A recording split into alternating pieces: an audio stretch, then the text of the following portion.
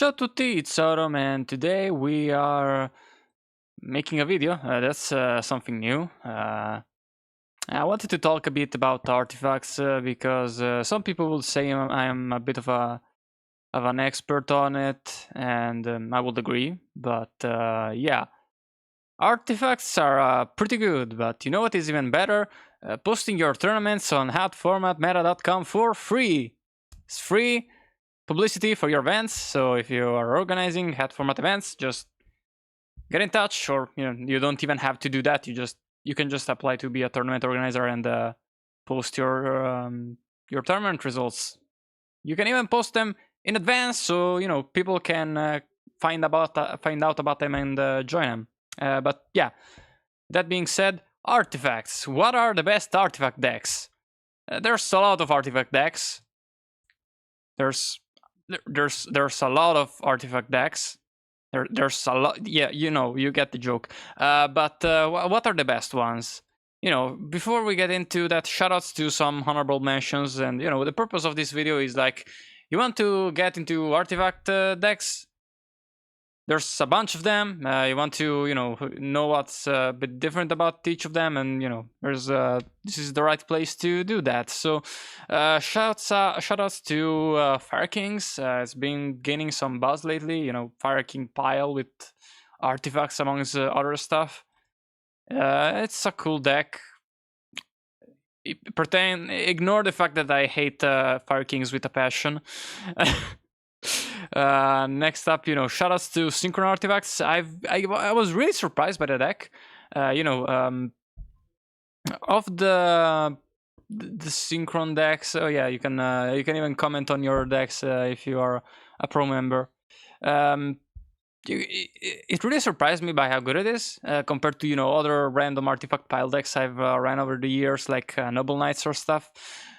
Armidis is a really good card. It counters. It really counters your main counters, which is it's mainly like about countering face down monsters, which are one of the two main artifact counters. One is that, the other is Graveyard Hate, targeted Graveyard Hate, and even in that regard, Synchrons kind of like overlap with the Crow targets. So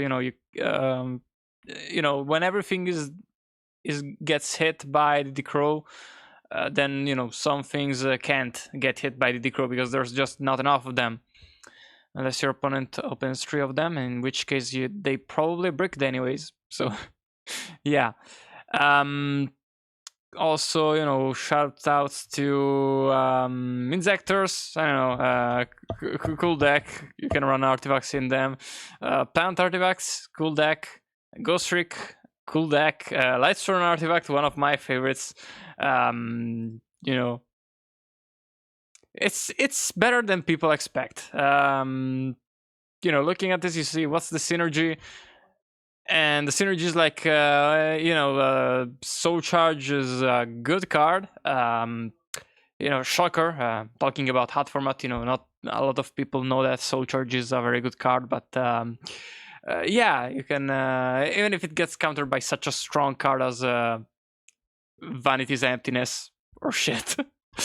Okay, let's get into the list. Starting out of number 5, we have kind of a deck that I've played a bit with, but it's a bit different from the other artifact decks in terms of playstyle. It's Cyber Dragon Artifacts, which holy cow, that this deck has a high win rate. I kind of did know that because Poison has an insane win rate with this deck. It's like 78% last time I checked. But yeah, this deck is like kind of a noob stomper deck. If you don't know what you're doing against this deck, you're gonna lose pretty much. The deck is also interesting in the fact that it's kind of hard to side for it. Like pretty much MST is great versus the deck. Then the Artifact Hate, yeah, it's fine, but it's not great versus this deck, which is kind of weird. But what is the synergy between Cyber Dragon and Artifacts? Why is it so good? Obviously, it's because the lure 5 level 5 light monsters, so you can special summon an artifact and then tribute summon an artifact to normal summon a cyber dragon. I'm just kidding. Have you read Cyber Network? This card reads like a fucking card that was made to bridge two archetypes. You know, sort of like those Ujama cards that support armed dragons and ABC cards, or you know, like the Tri-Brigade Mercurior stuff. You know, this card just reads like it was made to bridge cyber dragons and artifacts, and it isn't. And it's like, I'm gonna read it to you for you. If you're new to the format, if you're new to the channel, you don't know what Cyber Network does, because you know nobody that doesn't play H.A.T format knows what this card does, because why would you? So it's a continuous trap, and it says destroy this card during your third standby phase after activation. Ideally, you want to pop it before, and ideally you don't want the opponent to pop it at an inopportune time. But yeah, what does it do? Well, once per turn, if your Cyber Dragon is on the field, and consider that you know, your other Cyber Dragon monsters count as Cyber Dragons on the field, you can banish one Light Machine monster from the deck. Then, when this card is sent to the graveyard from the field, you can special summon as many of your banished Light Machine monsters as possible. So keep in mind, you do have to summon as many as possible. So, you know, sometimes you kind of just banish too many and kind of screw yourself. But yeah, this deck does take a bit of skill. But what does it do after that? Oh, it destroys all your spells and trap cards you control. Geez, I wonder what you're going to set in your spell and trap card zone. And, you know, those monsters that were special summoned by this effect cannot activate the effect. So, you know, be careful of banishing Dry, which, you know, kind of like one of the big synergy points. And you cannot conduct the battle phase during the turn you activate this effect, which is kind of why you don't want to, you know, let it destroy itself on the third standby phase. Also because it's your turn and it's not gonna trigger your artifacts, but it's still gonna pop him. But yeah, keep in mind also that this effect cannot activate if you've entered the battle phase during this turn. So, you know, if you can sometimes go like end of main phase and they go like yes, and you enter the battle and you know they want to end phase MST the Cyber Network, which would be a great time. But then you go battle phase, and then you know they can MST the Cyber Network. It's still gonna get rid of it. However, you know they're not gonna they're not gonna Harpy's Feather Duster you with that Cyber Network with that MST. I cannot speak today. I'm sorry. Where were we? Yeah, Cyber Dragons. So, you know, you want to banish your dragons for your rank 5 plays, you know, besides the artifacts that you're gonna pop. Dry is also great, not so much as to summon, but, well, you know, you do run rank 4s for that, but mainly because it triggers when it's banished. You know, you target a Cyber Dragon monster you control, and it cannot be destroyed by card or battle by this effect, by this turn.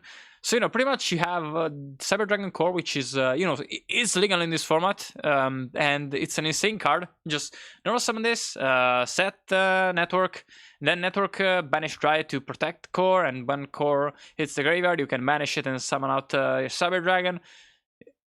You know, it's really nice synergy, and you know, then you have your artifacts. In this deck, you run triple Double Cyclone most of the time. I will definitely say that is correct, because it is an extra card to pop your Cyber Network.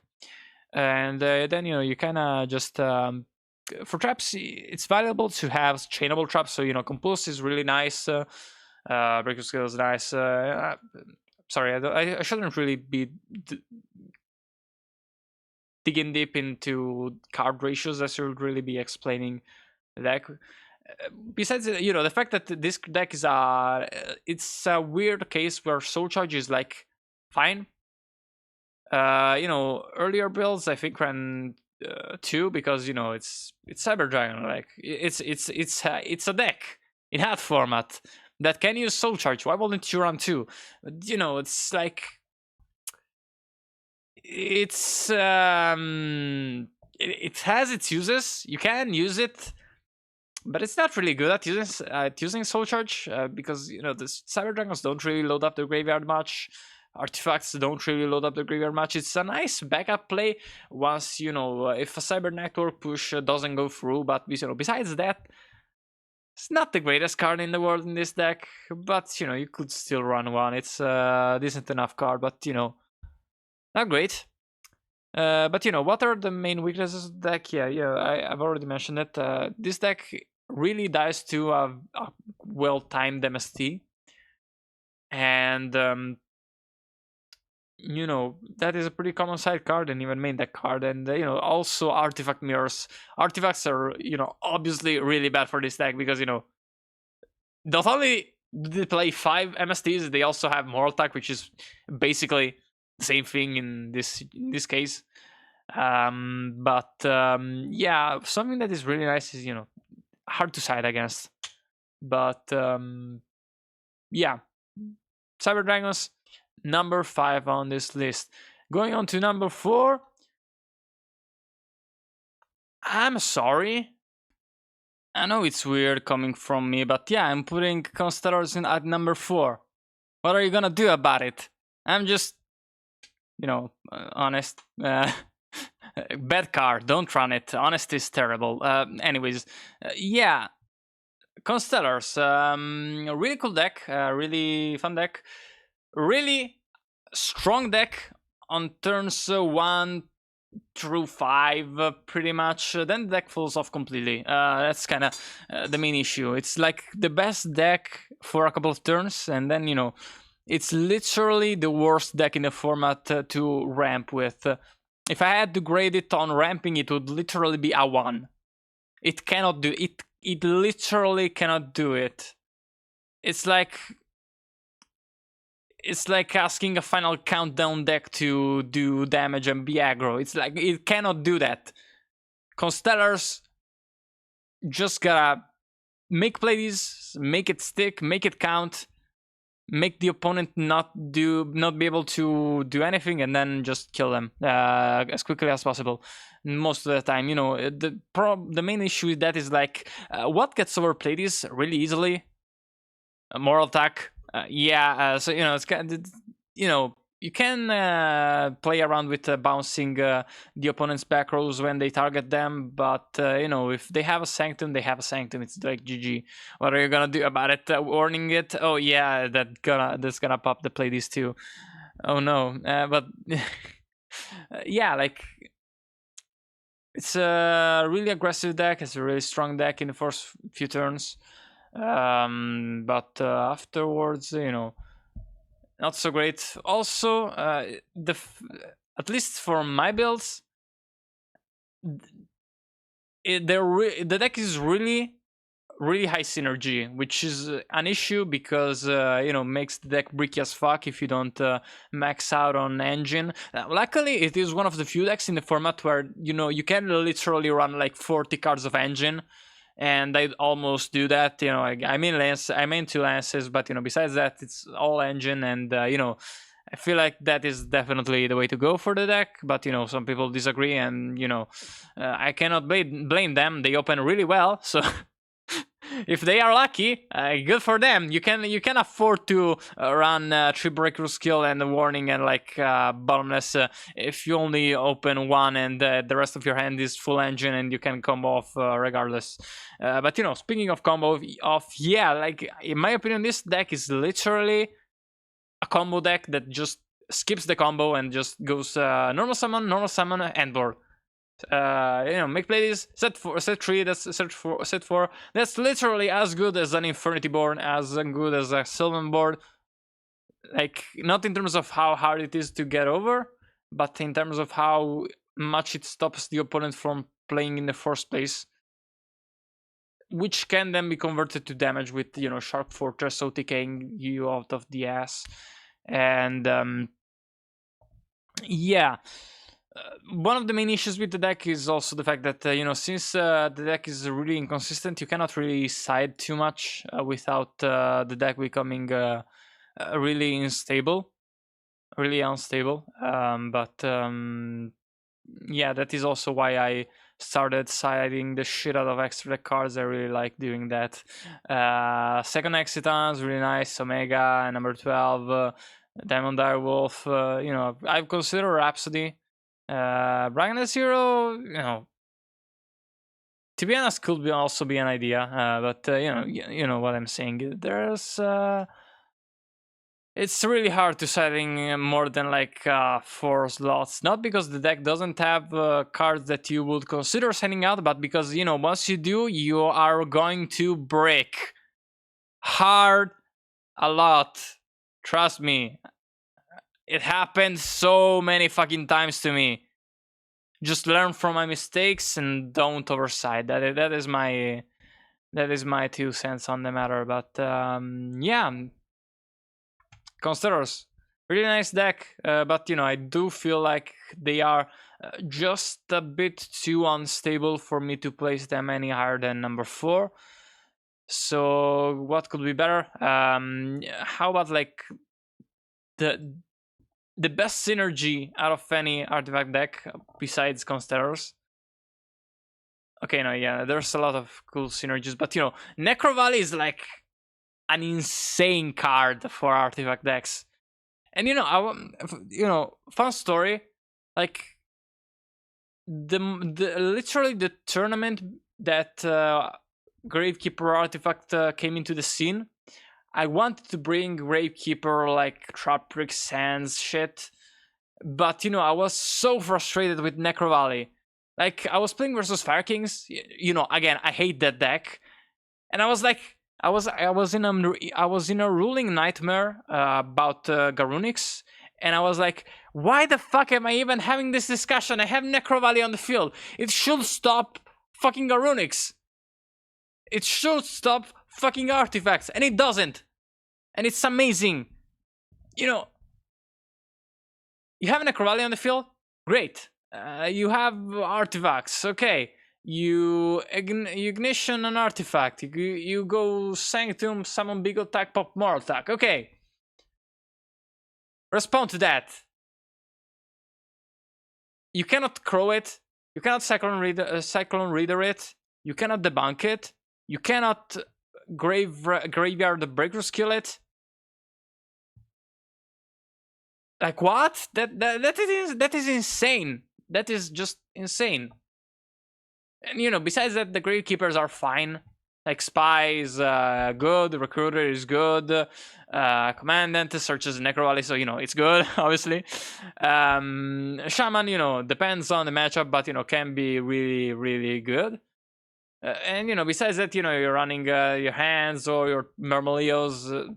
The hands are probably better because it's not like you don't have a decent turn 1 normal summon. It's just a turn 1 set. And hands are really synergistic with this deck, but you can run either one. But like this deck is also really nice in an artifact mirror because one, you're not you're the only one who's siding Skullmeisters, which is an artifact counter that works under Necro Valley. And you're also running Gravekeeper Shaman, so that could be pretty helpful. But besides that, you are pretty much the best artifact deck at just playing passively. Like you can just sit on face down monsters, and what are they gonna do about it? Pop them? How? There is the issue of Nobleman of Crossout that is hitting you very hard, but and it also makes the mirror match really fucking weird, especially in terms of siding patterns. Like it's so funny. Like sometimes I side out all of the spies, sometimes I keep them all in, sometimes I like keep 1 or 2. It's like weird. But it's that's besides the point. But they can just really play passively very well, which I'm very much of the opinion that most of the time playing passively in an artifact mirror is the way to go. Unless you have like 1 or 2 TTH hands, and unless you have a lot of backroad to protect, an aggressive push, I will generally prefer to play passively. And Gravekeepers just can do that better than any other artifact deck, frankly, because they have so many monsters to set. It's so good. But in terms of weaknesses, the deck doesn't really do a whole lot. It being passive is a feature and a bug. But yeah, and also you cannot side stuff like the Crow or the Bank, so that sucks. But deck is really, really, really strong, and if more people play it, it will be like in tier 2 or even tier 1.5. I feel like the deck is that good. I definitely think it's one of the best decks in tier 2, and my tier 2, if I were to make a tier list, not like the tiers on the side, those are just like determined by stats. But yeah. Number 2, what the fact? What the fact is going on? What the fact happened? Sorry, you could call this deck what? Just like W-A-T-T, because like nowadays it's like, okay, there's a bunch of ways to build the deck, but Murmileo is a pretty good card. We found out. Who knew? H.A.T player discovers Traprix Murmileo is a good card. Extra. Like, yeah, Murmileo is good in this deck. I feel like that is kind of just like what propels this deck to be so good. Because, before that, I wouldn't say it was better than Gravekeeper Artifact, but, now, with the builds, now it's getting solved, guys. It's getting solved. The fuck Kage Tokage. All my homies hate Kage Tokage. Cool idea, but, in practice, not very good, in my opinion. But, yeah, like, okay, so what happened here? Because, like, both, like Constellars were a thing, and Artifact Traprix were a thing in 2014, but Side Effect, Gravekeepers, What Effect? What the fuck? What Effect is really the most Artifact Traprix deck out of all the non-Artifact Traprix decks. And, you could argue that now it's pretty much Artifact Traprix decks with Trimmer Muleo, but, we're not running Dionyas, not really, definitely not worth running in this deck. But, like, it's pretty much an Artifact Traprix deck that, instead of, being an Artifact Traprix deck, being a control deck that also has rank 4s and rank 5s, this is a rank 4 deck with a full artifact package. Or, this is an artifact deck with a full rank 4 package, however you want to put it. I would say probably like the second one. But yeah, if you see like here, we're running a full artifact package pretty much, and we're only running Pleiades and Tiras, and that's it. Because we need all that space for the rank 4s, and the Gemini. We need the space for the rank 4s. Really crucial in this deck. But yeah, like this deck is pretty much like what happens if you give an Artifact Traprix deck a card like Gear, like a complete sack card. Thunder Seers is literally a +5. Like, yeah, you got it's a -3 in tempo. It's like you got a not special summon for 3 turns, which in some matchups you don't want to do, so you just like search what Cobra. So it's it's only a +3. Oh no, how horrible! But if you give up 3 turns of special summons, which you can do because you're an artifact deck, then you just like literally +5. And then you have Cobra, great card, great starter, searches out your Giraffe. Mahander, shit. Or Pahander, also shit. Those are the cards that like. Okay, I'm gonna get into them later, but the Giraffe is brutal. Giraffe just like Oh, what a lovely face down. God, if only there was a card that could help me get over that face down card. Because I'm running a moral attack and an artifact deck, and I cannot do that. Oh, hi, what giraffe? What are you doing here? Oh, you're going to help me get over that face down, whatever it is? Great! You can help me just eat a back row for free? Great! Thank you, giraffe. So, giraffe is kind of like Don Zalug in Goat. It's basically an MST. Like, whenever it hits the field, the opponent has to respond to it.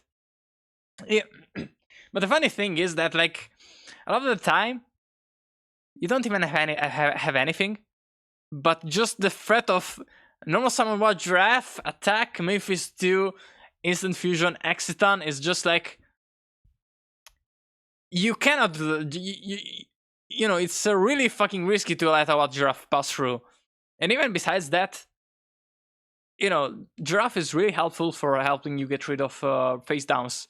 You have a more attack on the field, great. Now you can run over any face down. Spy, hopefully you don't have Necro Valley, but it doesn't even trigger, so at least there's that.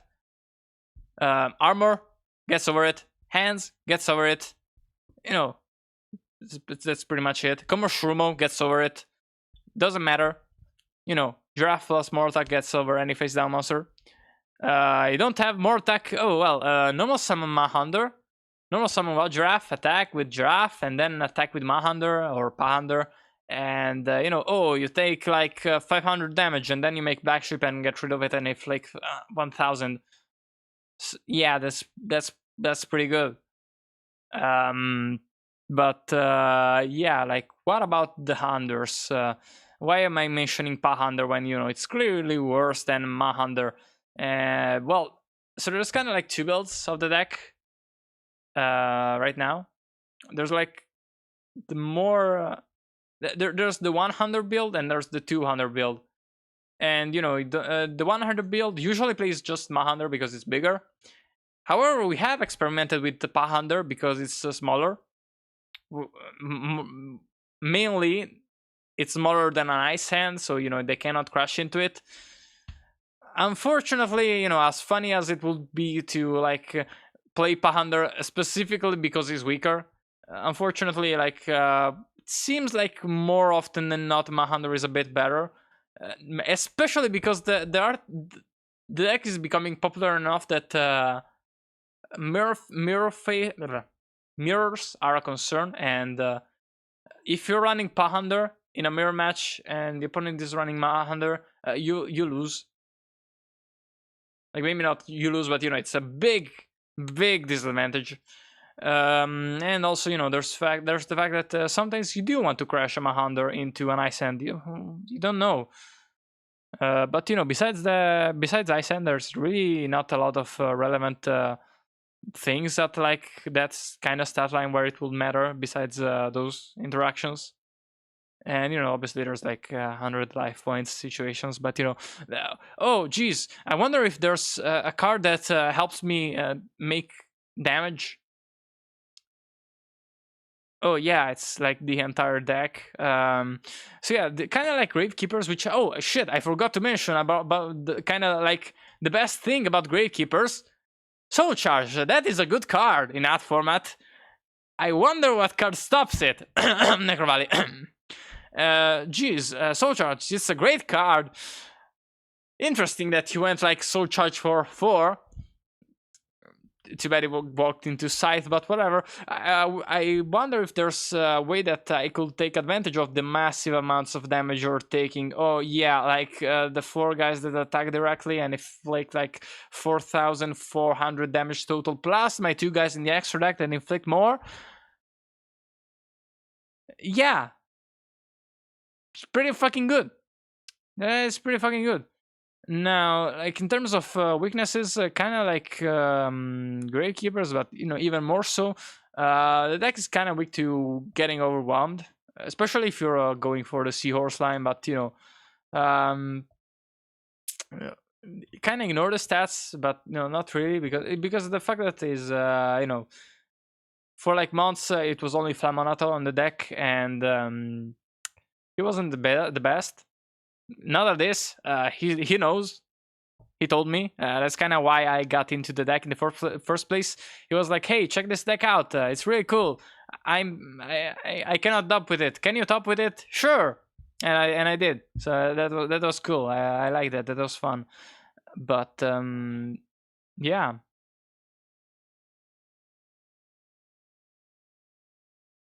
I'm kind of noticing that seems like the order here is like a bit bugged. I don't know.